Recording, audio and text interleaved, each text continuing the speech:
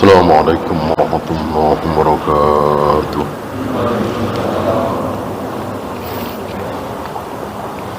إن الحمد لله نحمده ونستعينه ونستغفره ونعوذ بالله من شرور أنفسنا ومن سيئات أعمالنا. من يهده الله فلا مضل له ومن يضلل فلا هادي له. أشهد أن لا إله إلا الله وحده لا شريك له وأشهد أن محمدا عبده ورسوله وبعد. Terakhir kita bahas tentang kesalahan Abu Jahal, Abu Lahab dan lain-lain. Apakah karena mereka tidak menyembah Allah? Jawabannya bukan. Kesalahan Abu Jahal, Abu Lahab bukan karena mereka tidak menyembah Allah. Abu Jahal, Abu Lahab menyembah Allah. Kesalahan Abu Jahal, Abu Lahab adalah mensifati Allah dengan sifat yang salah.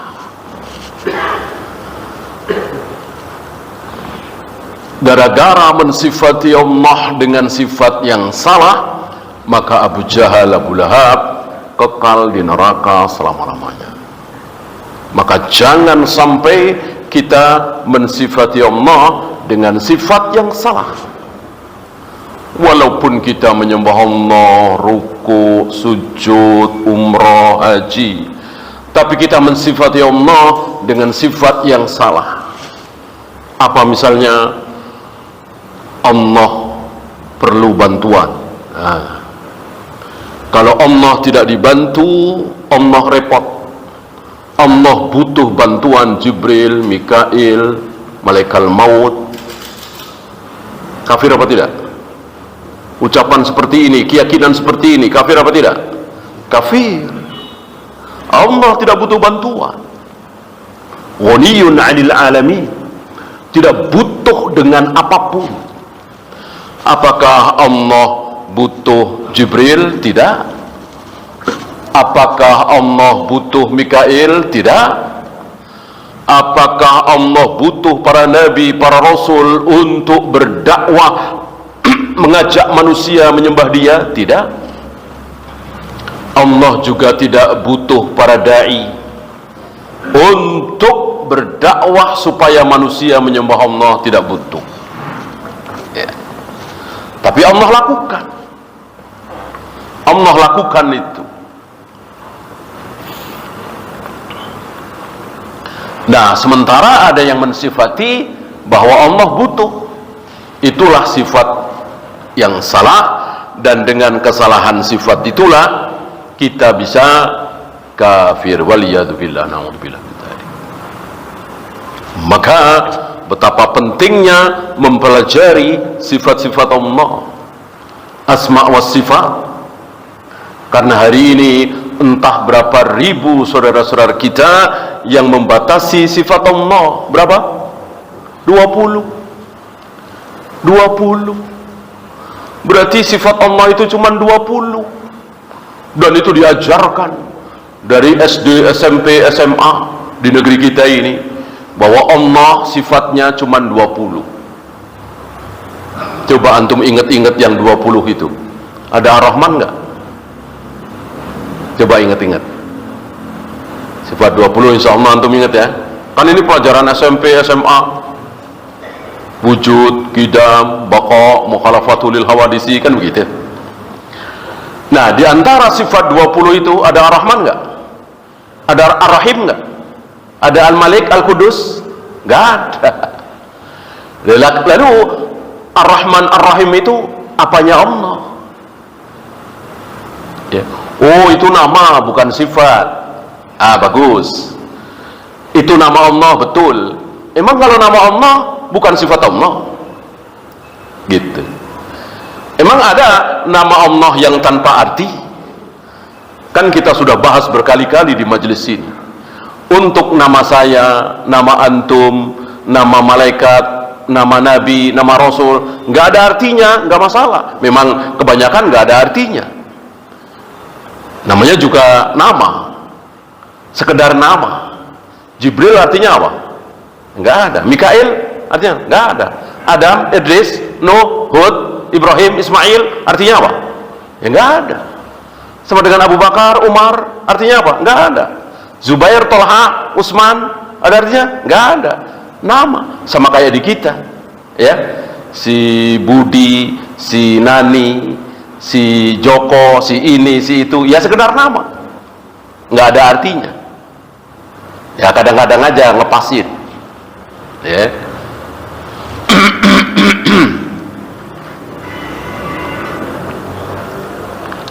Itulah nama kita, itulah nama manusia, itulah nama malaikat, itulah nama makhluk, nggak ada artinya. Adapun nama Allah pasti apa? Nama Allah pasti ada artinya. Nama Allah yang 99 itu Ar-Rahman, Ar-Rahim, Al-Malik, Al-Qudus, As-Salam, Al-Muhaimin dan seterusnya, semuanya ada artinya. Dan artinya otomatis sifatnya. Allah mempunyai nama Ar-Rahman, pengasih, pasti Allah tidak bakhil. Allah selalu ngasih. Allah tidak pernah menerima. Apa yang diterima oleh Allah dari hambanya? Nggak ada.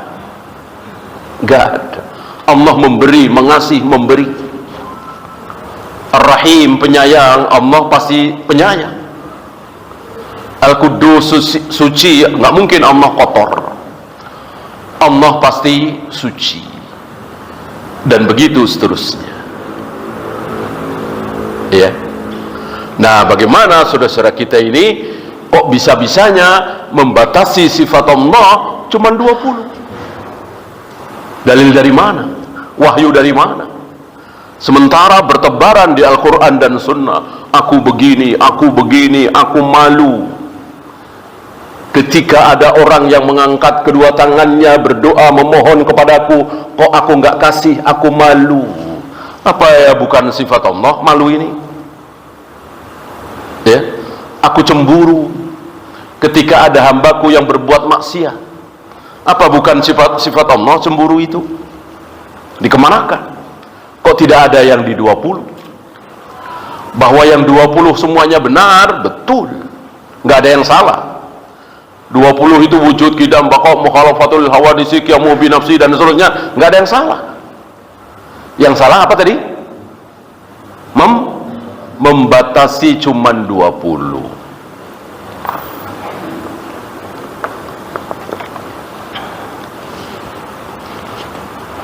Ya, kesalahan orang-orang Nasara apa? Salah dalam mensifati Allah kan? Kalau menyembah. Salah dalam mensifati Allah. Dikiranya Allah punya anak, namanya Nabi Isa, Yesus. Kan kesalahan fatalnya di situ.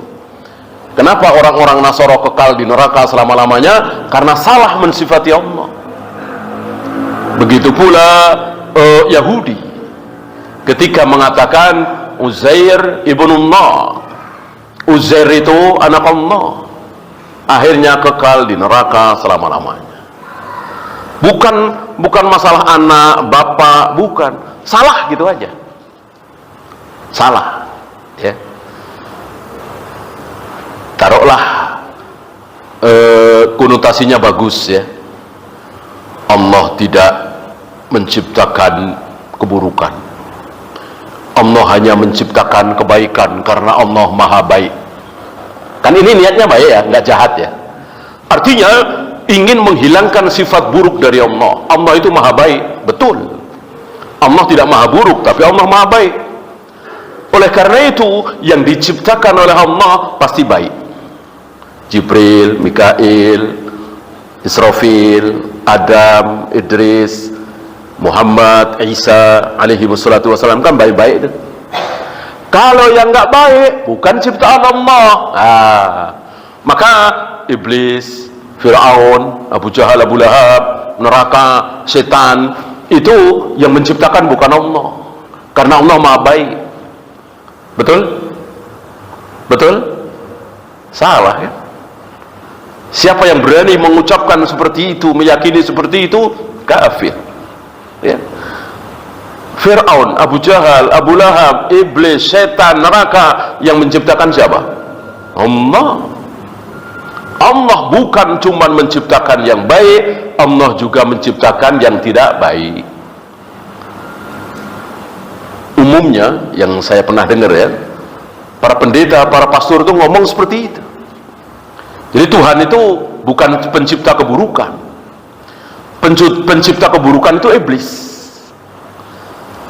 Jadi yang menciptakan keburukan-keburukan, setan, kematian, dan itu iblis katanya. Saya pernah dengar itu seorang pendeta ceramah seperti itu.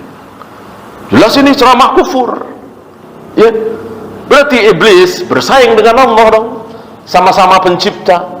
Kalau Allah menciptakan kebaikan, kalau iblis menciptakan keburukan, ini batil, ini kufur. Yang benar, bahkan iblis sendiri Allah yang menciptakan, kan begitu. Neraka, setan, zina, khamr, judi, siapa yang menciptakan kalau bukan Allah? Allah menciptakan kebaikan dan keburukan, karena Allah tidak mau semua manusia masuk, Allah tidak mau semua manusia masuk surga. Loh kok nggak mau? Ya terserah Allah. Allah yang punya, Allah yang Tuhan, Allah yang pencipta, masuk kita mau ikut campur? Kalau kita boleh usul, ya begitu. Kenapa engkau ciptakan neraka ya Allah? Mestinya engkau tidak usah ciptakan neraka, tidak usah ciptakan setan, tidak usah ciptakan iblis. Jadilah baik semua. Tidak usah ciptakan zina, khamr, judi, pembunuhan.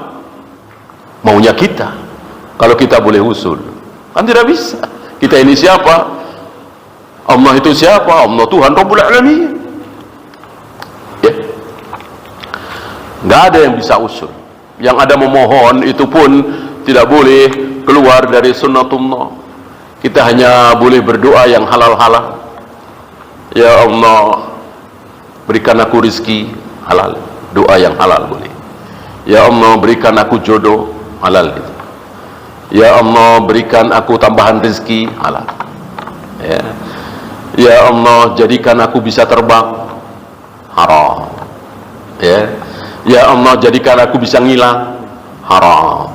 Ini melawan sunnatullah. Ada doa-doa yang haram. Walan tajida li sunnatillahi tabdila. Yang namanya sunnatullah, manusia nggak mungkin bisa terbang tanpa alat, manusia tidak mungkin bisa ngilang. Itu sunnatullah, nggak mungkin berubah. Air di suhu 100 derajat itu mendidih, kemudian menguap. Air di suhu 0 derajat membeku. Ini sunnatullah, nggak mungkin berubah. Kalau kita berdoa memohon supaya berubah, dosa, tidak boleh. Kecuali kehendak Allah, ya. Api di mana-mana panas kan? Tapi khusus api yang membakar diri Nabi Ibrahim alaihi salatu wassalam, Allah jadikan dingin. Ya naru kuni bardan wa salaman ala Ibrahim.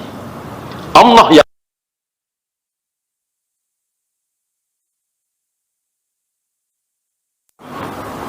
enggak, Ibrahim pasrah.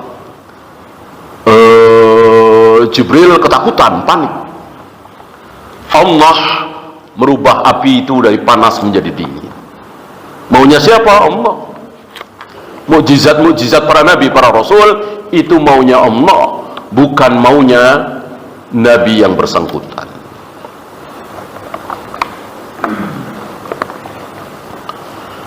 Nah, saya bacakan ayatnya, di mana orang-orang mensifati Allah dengan sifat yang tidak benar. Surat Az-Zumar ya. Wa ma qadarullaha haqqa qadri. Mereka mentakdir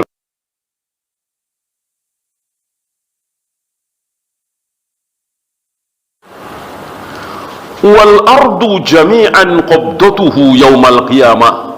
Yang benar, bumi seluruhnya itu ada di genggaman tangan Allah nanti pada hari kiamat. Nah, ini sifat yang benar, karena Allah yang bilang bahwa was-samawatu matwiyatum biyaminih, bahwa langit-langit itu akan aku gulung dengan tangan kananku. Kata siapa? Kata Allah.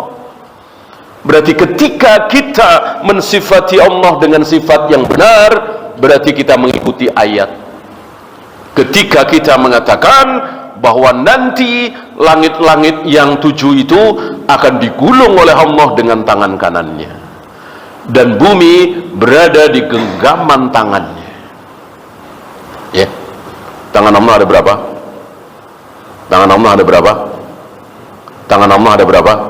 Ada 2. Ada 2. Yang satu dipakai untuk menggenggam seluruh bumi, yang satu lagi untuk menggulung 7 langit itu. Kata siapa? Kata Allah. Kata Allah. Gimana kata Allah? Lalu kita bilang, nggak mungkin, nggak mungkin. Ini kata Allah. Masuk kita nggak sami'na wa ta'na terhadap qala Allah wa qala Rasul? Jadilah Jahmiyah, Jabariyah, Asy'ariyah, Maturidiyah. Jadilah begitu. Kalau tidak sami'na wa ta'na terhadap ayat-ayat Al-Qur'an. Adapun Rasul dan para sahabat sami'na wa ta'na. Maka Rasul dan para sahabat, para tabi'in, atba'ut tabi'in belajar tentang akidah, belajar tentang tauhid, enak, nyaman, tenang, tidak menghabiskan waktu.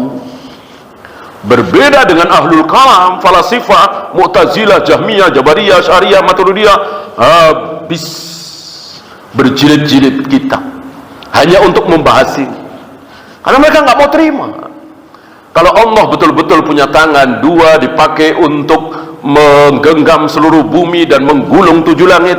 Mereka nggak terima. Nah, padahal nggak berani nyoret. Kalau mereka berani nyoret ayat ini, ya kayak pendeta, pastor, selesai. Mereka nggak berani kan nyoret ayat ini. Sementara nggak mau terima kalau Allah punya tangan, punya wajah, punya telapak kaki. Akhirnya memeras otak, betul-betul capek lelah untuk menundukkan ayat ini. Wow, nggak karu-karuan. Yang si A bilang begini, yang si B bilang begini, yang si C bilang begini, si D bilang begini. Coba Rasul, sahabat, tabi'in, sama semua. Tidak takalluf. Tidak membebani diri dengan beban di luar kesanggupannya. Ya sudah. Bang, Allah turun ke langit dunia, ngapain di otak-atik? Enak kan Allah turun? Tentu turunnya Allah tidak sama dengan turunnya siapapun. Wajah Allah tidak sama dengan wajah siapapun. Bersemayamnya Allah di arsy tidak sama dengan bersemayamnya siapapun. Enak, mudah, sederhana, gampang. Berbeda dengan ini. Maka antum masih ingat penyesalan seorang tokoh, Ar-Razi, Fakhrur Razi. Ini tokoh besar Mu'tazilah, menyesal di akhir hidupnya dengan mengatakan mendahulukan akal itu justru terikat, justru terbelenggu. Mereka bilang, bebas, kebebasan berpikir. Omong kosong, omong kosong. Mereka tidak bebas, justru terbelenggu. Kalau kita terbelenggu oleh Al-Quran dan Sunnah kan bangga kita ya. Terbelenggu oleh firman Allah, sabda Nabi, tidak tercela. Ini terbelenggu oleh sesama mereka, oleh otak mereka sendiri terbelenggu.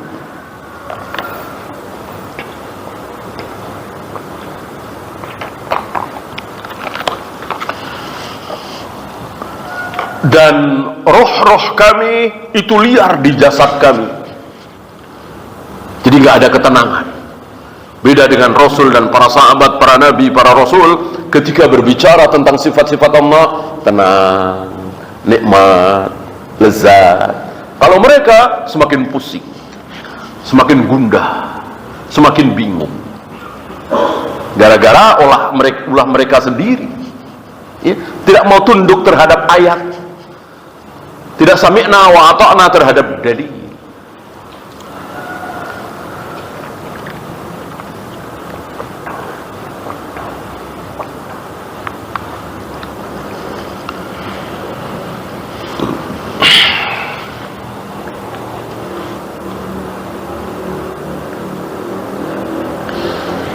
Am hasibal ladzina ijtarahu as-sayyi'ati an taj'alahum kalladzina amanu wa 'amilus shalihat. Ini ayat berikutnya, surat Al-Jasiyah. Apakah mereka mengira bahwa orang-orang yang berbuat buruk itu sama dengan orang-orang yang berbuat baik? Kan tentu tidak sama. Begitu pula orang yang mensifati Allah dengan sifat sesuai Al-Quran dan Sunnah tidak sama dengan orang yang mensifati Allah dengan sifat menurut akal mereka, pemahaman mereka, logika mereka. Jadi ayat itu diotak-atik. Tidak seperti ahlu sunnah merasa puas dengan apa kata Allah, apa kata Rasulullah. Mereka nggak puas dan mereka merasa gagah itu, ya. Pakai akal dong. Pakai akal dong. Masuk kita lagi sholat, tiba-tiba wajah Allah berada di hadapan wajah kita, pakai akal dong. Seolah Rasulullah nggak punya akal gitu ya. Kan yang bilang Rasulullah. Allah menghadapkan wajahnya ke wajah orang yang sedang sholat, yang bilang Rasulullah alaihi salatu wassalam. Maka Nabi mengatakan, oleh karena itu jika engkau sedang sholat lalu terpaksa harus membuang ludah karena satu dan lain hal, membuang dahak, ya, kita lagi flu atau apa, jangan buang ludah ke depan, buanglah ke bawah atau ke samping kiri atau begini, sambil beliau mencontohkan dengan kain, ya. Berarti ini bukan kiasan. Mereka bilang, oh kiasan. Allah menghadapkan wajahnya ke wajah orang yang sedang sholat, kiasan. Allah turun ke langit dunia setiap sepertiga malam, kiasan.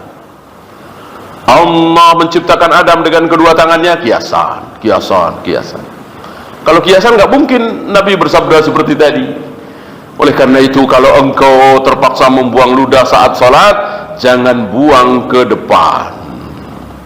Nggak mungkin Nabi bersabda seperti itu. Kalau Allah menghadapkan wajahnya ke wajah orang yang sedang sholat itu kiasan, bukan kiasan, betul. Cuman kita tidak tahu dan tidak paham teknisnya. Secara logika ya jauh dari akal kita. Orang yang sedang sholat itu kan jutaan, ratusan juta dalam waktu yang bersamaan. Gimana cara Allah menghadapkan wajahnya, ya tentu nggak kepikiran oleh kita. Maka mempelajari akidah, tauhid, sifat-sifat Allah cukup dengan iman, sami'na wa ata'na. Kalau mau pakai akal, logika, sulit, tidak akan terjangkau oleh akal kita.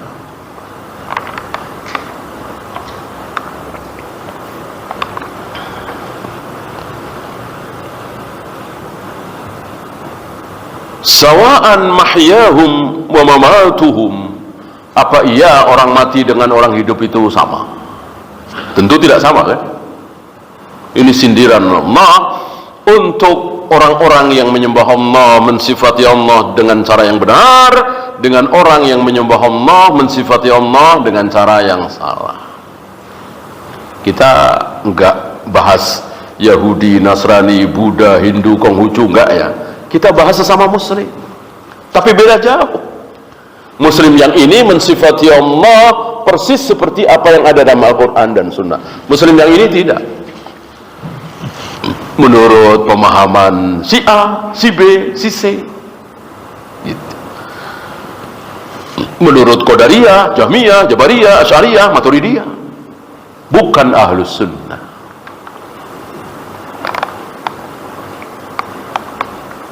Nah sekarang lucunya Ahlus Sunnah itu ya Asy'ariyah dan Maturidiyah. Aneh kan? Kalau begitu ngapain ada nama Asy'ariyah? Kalau mereka mengaku Ahlus Sunnah, udah pakai nama Ahlus Sunnah saja. Kenapa masih pakai nama Asy'ariyah, Maturidiyah? Maturidiyah kan Abu Mansur al-Maturidi, Asy'ariyah kan Abu Hasan al-Asy'ari. Siapa mereka ini? Apakah Rasulullah kenal dengan mereka berdua? Tidak. Jangankan Rasulullah, Abu Bakar, Umar nggak kenal siapa Abu Mansur dan Abu Hasan itu. Bahkan Imam Syafi'i nggak kenal. Ini kan setelah Imam Ahmad kan. Yang tertua kan Imam Hanafi, Abu Hanifah, kemudian Imam Malik, kemudian Imam Syafi'i, kemudian Imam Ahmad. Nah, ini setelah Imam Ahmad. Kan salah satu ucapan Abu Hasan Asy'ari saat beliau taubat ke manhaj salaf, beliau mengatakan, aku bertaubat dari Mu'tazilah dan aku mengikuti manhajnya Imam Ahmad. Berarti jauh setelah Imam Ahmad. Mungkin Imam Ahmad nggak kenal dengan beliau.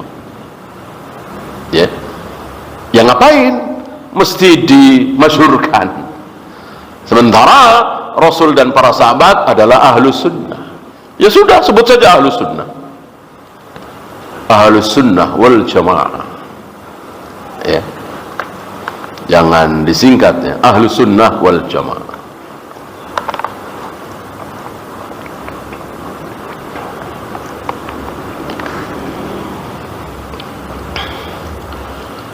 Afahasibtum annama khalaqnakum abasan. Nah, ini Al-Mu'minun. Apakah kalian menyangka bahwa kami menciptakan kalian itu abas? Abas. Mau sholat silahkan, mau puasa silahkan, mau zina silahkan, mau judi silahkan, nggak ada dosa, nggak ada pahala, itu abas. Ya.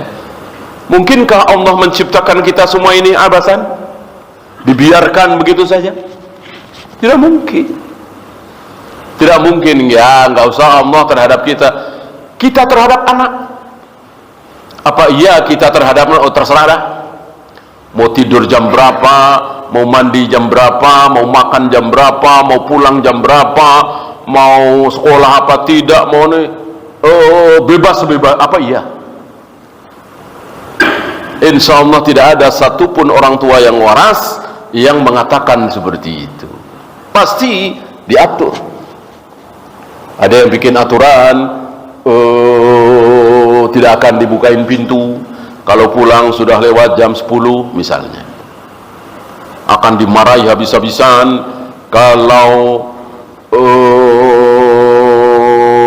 sebelum tidur tidak gosok gigi misalnya. Itu sekedar rumah tangga, sekedar kepala rumah tangga. Ini Allah Rabbul Alamin yang memiliki dan menciptakan. Kita cuma sekedar memiliki, tidak menciptakan. Yang menciptakan istri kita, yang menciptakan anak-anak kita, rumah kita kan bukan kita. Semuanya penciptanya adalah Allah. Ini Allah yang menciptakan. Nggak mungkin Allah biarkan. Maka Allah perintahkan. Dan perintahnya satu ya, antum jangan berkhayal bahwa orang Buddha disuruh begini-begini, orang Hindu sama Tuhannya disuruh begini-begini, orang Yahudi disuruh begini-begini hari Sabtu, orang Nasrani disuruh begini-begini hari Ahad, kalau kaum muslimin disuruh begini-begini hari Jumat. Keliru, salah. Semuanya disuruh dengan suruhan yang sama. Karena Tuhan ada berapa? Tuhan ada berapa? Ada cuma satu. Tuhannya orang Buddha, Hindu, Konghucu, Yahudi, Nasrani, kaum muslimin siapa? Ya Allah Rabbul Alamin. Kan nggak ada Tuhan lain selain Allah. Ya. Tentu aturannya satu. Oleh karena itu, kalau ada yang nanya, sebetulnya orang Buddha, Hindu itu wajib sholat nggak sih? Sekarang ini ya. Orang Buddha, Hindu, Konghucu sekarang ini wajib sholat nggak sih? Jawabnya wajib. Wajib puasa? Wajib. Boleh makan babi? Ya nggak boleh. Boleh minum khamr? Ya nggak boleh. Orang Tuhannya satu kok. Jangan bilang Tuhannya kaum muslimin dengan Tuhannya orang Buddha beda. Tuhannya sama-sama Allah. Ya, cuman mereka nggak mengakui kan begitu. Mereka nggak mengakui kalau Tuhannya Allah. Yang mereka sembah siapa, misalnya Siddhartha, misalnya Yesus, misalnya, kan bukan Tuhan itu. Berarti salah kan? Mau salah kalau disebut. Mosok kita ikut-ikutan nyebut salah. Ya.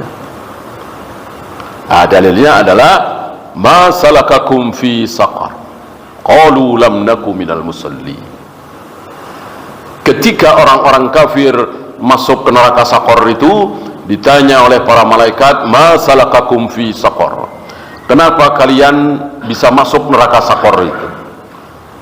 Jawabannya banyak, salah satunya lam naku minal musalli, karena dulu kami tidak sholat. Padahal kafir dia, padahal kafir, tapi jawab, ngaku kalau mereka wajib sholat.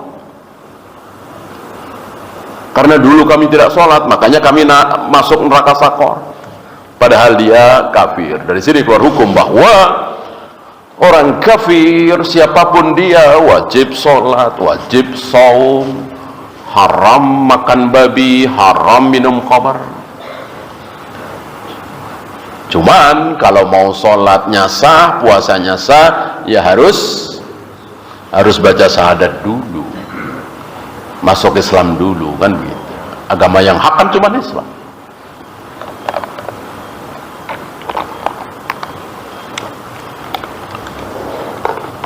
Fata'ala Allahul Malikul Haq, maha tinggi Allah Al-Malik Al-Haq. Salah satu nama Allah adalah Al-Haq. Maka boleh menamakan anak kita, cucu kita dengan Abdul Haq.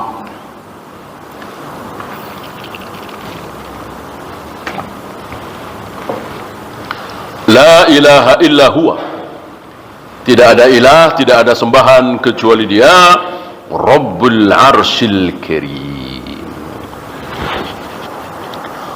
Rabb Arsy yang mulia. Karimi, bukan karimu. Kalau karimu yang mulia siapa? Rabbnya. Kalau karimi yang mulia siapa? Arsy-nya. Ya, Rabbul Arsyil Karim.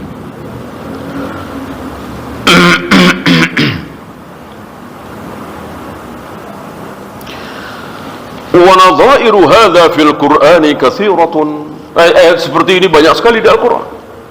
Banyak sekali. Bahkan kalau antum tahu ayat terbanyak di dalam Al-Qur'an isinya apa? Isinya tentang Allah, sifat-sifat Allah, kebesaran Allah, keagungan Allah. Antum masih ingat, Allah adalah zat yang paling suka dipuji. Maka di dalam Al-Quran, sunnah, bacaan ruku, sujud, at-tahiyyat dan seterusnya penuh dengan pujian-pujian untuk Allah. Karena Allah sangat suka dipuji, dan Allah mengaku tidak ada yang melebihi suka pujian melebihi aku.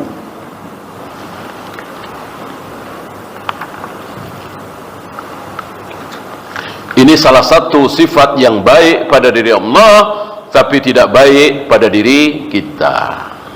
Kan di pelajaran awal kita bahas dulu ya, ada sifat-sifat yang baik pada diri Allah, baik pada diri kita. Buruk pada diri Allah, buruk pada diri kita. Ya, seperti pandai, melihat, mendengar, hidup, sabar. Ini baik pada diri Allah, baik pada diri kita. Ada yang buruk pada diri Allah, buruk pada diri kita, ya lawan katanya. Bodoh, mati, kejam, ya, bohong. Maka itu semua tidak ada pada diri Allah, ada pada diri manusia. Berapa banyak manusia yang bohong, yang bodoh, yang buta, yang tuli. Ada baik pada diri Allah, tapi tidak baik pada diri kita. Apa tadi? Suka dipuji. Allah suka dipuji, baik apa tidak? Baiklah. karena Allah nggak punya sifat buruk. Jadi Allah suka dipuji itu baik, baik sekali.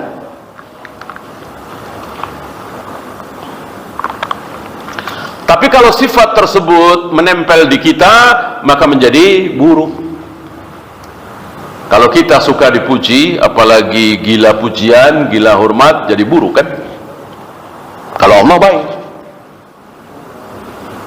Apalagi dulu masih ingat? Sombong. Sombong. Salah satu sifat baik Allah adalah sombong. Lihat Al-Quran, Sunnah penuh dengan kesombongan Allah. Akulah satu-satunya yang menciptakan jagat raya alam semesta. Akulah satu-satunya yang menghidupkan, yang mematikan. Sombong kan? Menyombongkan dirinya. Akulah satu-satunya, akulah. Dan memang benar. Dan itu baik. Kalau Allah tidak menyombongkan dirinya, tidak baik. Sementara kalau sombong itu ada pada diri kita, maka menjadi tidak baik. Ya. Aku begini, aku begini, aku begini. Tidak baik. Bahkan sunnah ketika kita menceritakan kehebatan kita, kelebihan kita, sunnah tidak usah dinisbatkan ke kita. Mana dalil? Mana dalil? Rasulullah alaihi salatu wassalam, saat beliau menceritakan diri beliau ketika beliau disakiti, dilempari, berdarah-darah, lalu beliau mendoakan orang-orang yang melempari. Allahumma ighfir li qaumi fa innahum la ya'lam. Ampuni kaumku ini ya Allah, mereka enggak tahu. Berikanlah mereka hidayah, mereka enggak tahu ya Allah. Padahal disakiti sampai berdarah, tapi malah mendoakan baik. Kan ada nabi yang berdoa, ada seorang nabi yang berdoa, hancurkan ya Allah, habisi ya Allah. Beliau tidak, ampuni ya Allah. Nah, ketika beliau cerita ini, beliau yahki nabiyan minal anbiya, gitu. Beliau mengatakan ada seorang nabi, di antara nabi-nabi yang ada, yang mendoakan baik untuk kaumnya supaya diampuni, diberi hidayah, padahal kaumnya itu menyakiti nabi tersebut, padahal dia sendiri, beliau sendiri. Inilah dalil bahwa alangkah baiknya kalau kita tidak usah menyebut nama kita saat kita menceritakan kelebihan kita. Ya, misalnya kita yang bangun masjid ini 80%, ya, sebutkan saja. Ada fulan hamba Allah menyumbang masjid ini 80%, bahkan hampir 90%. Gitu, nggak usah nyebut saya, dan nggak usah pakai clue ya. Orangnya begini-begini, ya, rumahnya di sono, nggak usah pakai clue ya. Pokoknya ada hamba Allah, gitu aja.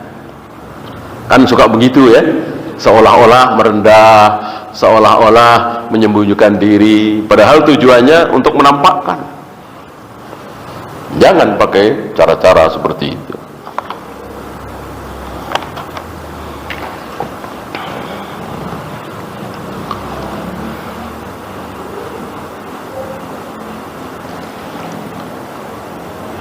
Fa inna min anfa'i ma yakunu lil 'abdi fi hadzal bab mutala'ata muqtadiyatil asma'il husna. Ini dia yang paling bermanfaat untuk ditelaah, untuk difahami dengan baik dan benar, ya. Kita wajib faham seperti apa Rasulullah, kita wajib faham bagaimana cara salat yang benar, kita harus tahu bagaimana manasik haji yang benar. Mencium hajar aswad itu ditempelkan doang apa dikecup? Pakai pakaian ihram itu di pesawat apa di setelah mendarat di Jeddah? Kita harus tahu. Nggak boleh kita ngarang sendiri atau cari yang praktis, nggak boleh. Harus tahu yang benar.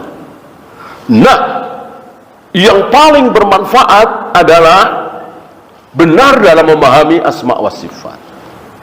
Ini yang paling besar. Adakah yang melebihi? Nggak ada. Menyamai aja nggak ada, apalagi melebihi. Karena Allah Maha Besar. Maka mengetahui, berilmu tentang Allah, ilmu yang paling besar. Maka ilmu akhlak, ilmu fikih, ilmu muamalah, ilmu munakaha, sama ilmu tauhid, paling besar ilmu apa? Ilmu tauhid. Maka Allah sediakan waktu kepada Nabi alaihi salatu wassalam berapa? 13 tahun. 13 tahun. Belum yang lain. Tauhid, tauhid, tauhid, tauhid setiap hari selama 13 tahun. Salat belum ada, wudu belum ada, tayamum belum ada, apalagi haji, umrah, jihad, boro-boro. Tauhid, tauhid, tauhid terus membahas dan meyakini bagaimana Allah. Bagaimana hari ini ada seorang dai yang merendahkan ilmu tauhid. Katanya ketinggalan, sudah tidak waktunya lagi. Ya memang tidak asyik seperti ini kan. Tidak asyik. Beda antum belajar ekonomi Islam mungkin asyik. Fikih asyik. Belajar tauhid seperti ini membosankan. Tapi Nabi diberi waktu 13 tahun.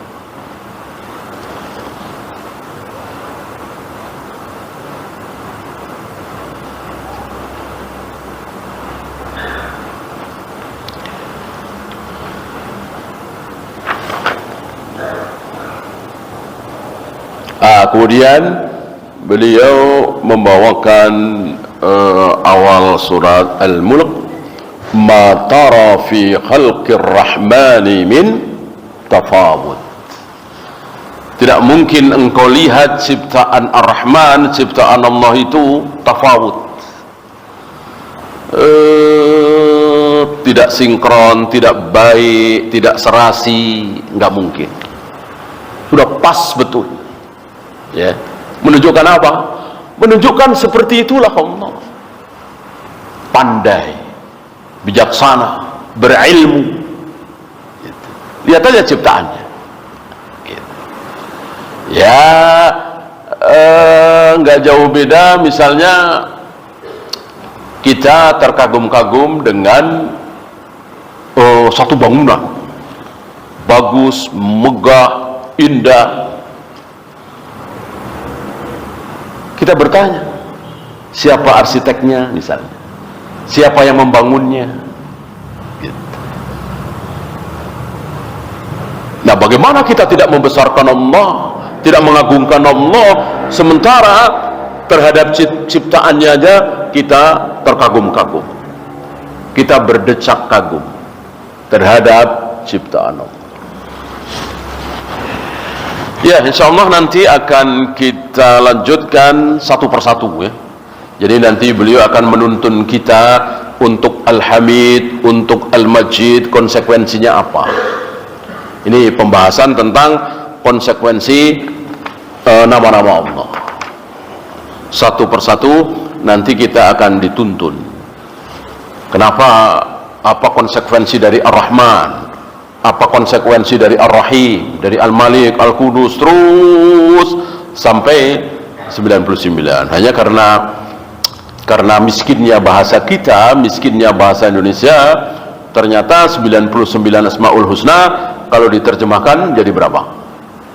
99 juga apa kurang? Kurang. Aslinya 99. Ar-Rahman, Ar-Rahim, Al-Malik, Al-Qudus, 99. Begitu terjemahkan dalam bahasa Indonesia nggak nyampe. Mungkin 80 aja nggak nyampe. Ya. Kata-kata agung diulang-ulang, kata-kata mulia diulang-ulang. Miskinnya bahasa Indonesia. Ya, itu saja. Ada pertanyaan silakan.